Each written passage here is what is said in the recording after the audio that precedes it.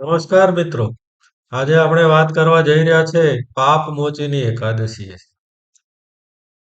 ફાગણ મહિનાના વદ પક્ષની જે એકાદશી આવે છે તેને આપણે પાપ મોચીની એકાદશી તરીકે ઉજવવામાં આવે છે.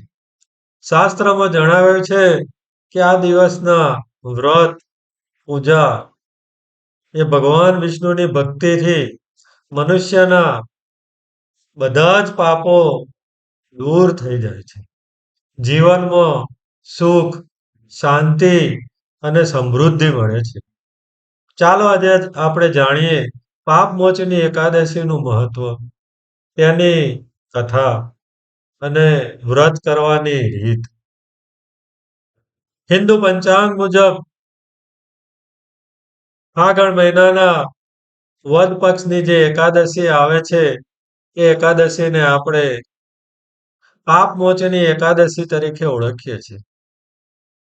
જે દિવસે કોઈ પણ ભક્ત સાચા મનથી ઉપવાસ રાખે, ભગવાન વિષ્ણુની પૂજા કરે, તેના સઘળા પાપોનો નાશ થઈ જાય છે અને તેને આધ્યાત્મિક શાંતિની પ્રાપ્તિ થાય છે. શાસ્ત્રોમાં જણાવ્યું છે કે આ એકાદશીનું વ્રત કરવાથી મન શુદ્ધ બને છે, જીવનમાં સકારાત્મકતા વધે છે. પાપમોચીની નામ જ દર્શાવે છે કે પાપ એટલે જે કોઈ પણ પાપ કર્મ છે એ, અને મોચની એટલે એમાંથી મુક્તિ આપનાર, કે તો પાપોમાંથી મુક્તિ આપનાર. મનુષ્યને જાણે અજાણે જે કોઈ પણ નાના કે મોટા પાપ થઈ ગયા હોય, તે ભગવાન વિષ્ણુની કૃપાથી આ દિવસે જો ઉપવાસ રાખી એકાદશીનું વ્રત કરવામાં આવે તો તે સઘળા પાપોનો નાશ થઈ જાય છે. આ દિવસે દાન, જપ અને ભગવાનના નામનું સ્મરણ કરવું એ ખૂબ જ શુભ માનવામાં આવે છે. આ દિવસે જે કોઈ પણ ભક્ત ભક્તિભાવપૂર્વક જીવન વ્યતીત કરે છે, તેની ઉપર ભગવાન વિષ્ણુની વિશેષ કૃપા પ્રાપ્ત થાય છે. ચાલો આપણે જાણીએ પાપમોચીની એકાદશીની પૌરાણિક કથા. પ્રાચીન સમયમાં એક ઋષિ હતા. તેમનું નામ હતું મેઘાવી ઋષિ. તે ઘોર તપસ્યા કરતા હતા અને ભગવાનની ભક્તિમાં હંમેશા લીન રહેતા હતા. દેવરાજ ઇન્દ્રને તેમની તપસ્યા જોઈ અને તેમનું ઇન્દ્રલોક ભયમાં હોય એવું લાગ્યું. એમને લાગ્યું કે આ તપસ્યાથી તેમનું ઇન્દ્રલોક છીનવાઈ જશે. એટલે દેવરાજ ઇન્દ્રએ દેવલોકમાં રહેલી એક સુંદર અપ્સરા, જેનું નામ મંજુ ઘોષા હતું. મંજુ ઘોષાને ઋષિ દેવા મેઘાવીની તપસ્યા ભંગ કરવા માટે દેવરાજ ઇન્દ્રએ મોકલી આપી. મંજુ ઘોષા એ ખૂબ જ સુંદર નર્તકી હતી. સાથે સાથે એ સુંદર ગાયન પણ ગાતી હતી. તેમની મદદ કરવા માટે દેવરાજ ઇન્દ્રએ કામલોકને પણ, કામ દેવતાને પણ મોકલી આપ્યા. મંજુ ઘોષા એ દૂર રહી અને ધીમા તાલે સંગીત વગાડતી અને સુંદર ગીત ગાતી રહી. મંજુ ઘોષાનું સુંદર સંગીત અને ગાન જોઈ ઋષિ મેઘાવી એ તેમના પ્રત્યે આકર્ષિત થયા. ધીરે ધીરે ઋષિ મંજુ ઘોષાના મોહમાં પડી ગયા. ધીમે ધીમે સમય વ્યતીત થતો જાય છે. મંજુ ઘોષાના મોહમાં મેઘાવી ઋષિ એ દિવસો વ્યતીત કરતા જાય છે.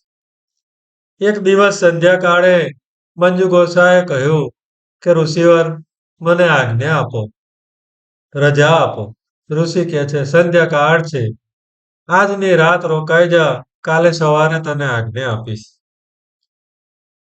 મંજુ ઘોષા એ સંધ્યાકાળનું ઋષિનું વચન સાંભળી રાત રોકાઈ. બીજે દિવસે સવારે નિત્યક્રમ પરવારી મંજુ ગોસાએ ફરી ઋષિવર પાસે આજ્ઞા માંગી.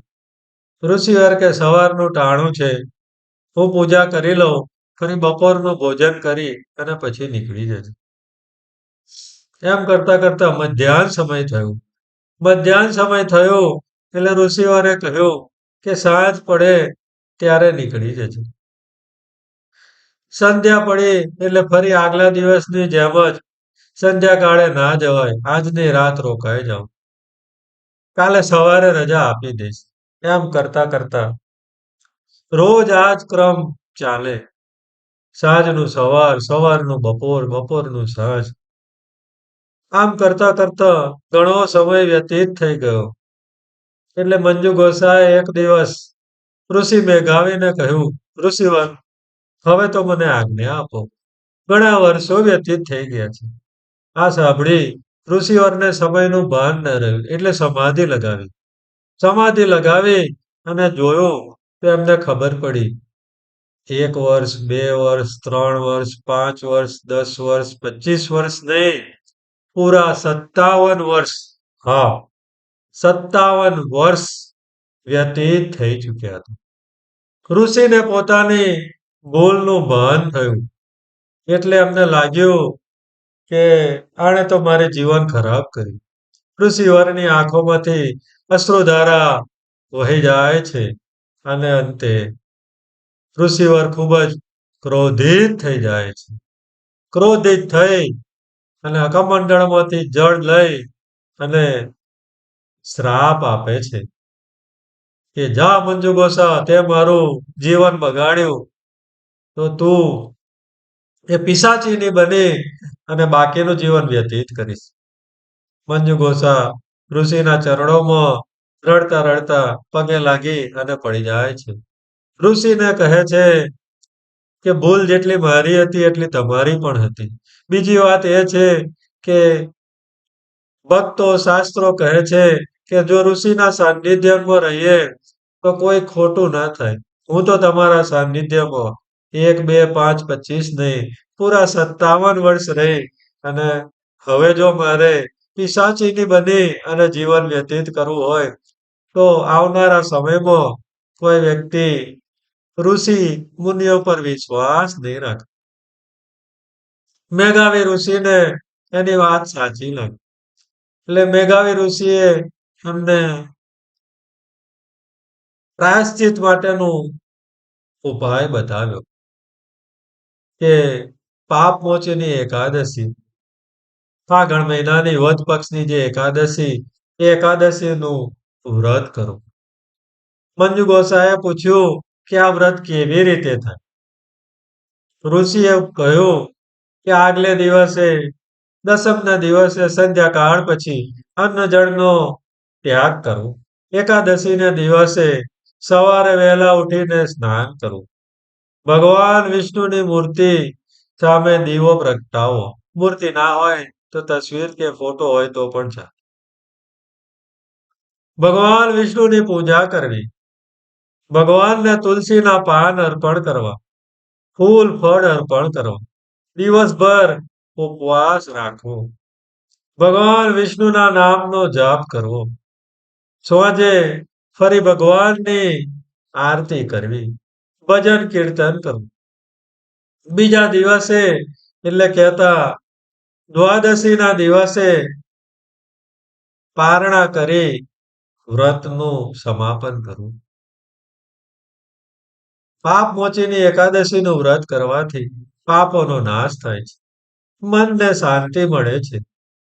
જીવનમાં સુખ અને સમૃદ્ધિ આવે છે. ભગવાન વિષ્ણુની કૃપા પ્રાપ્ત થાય છે.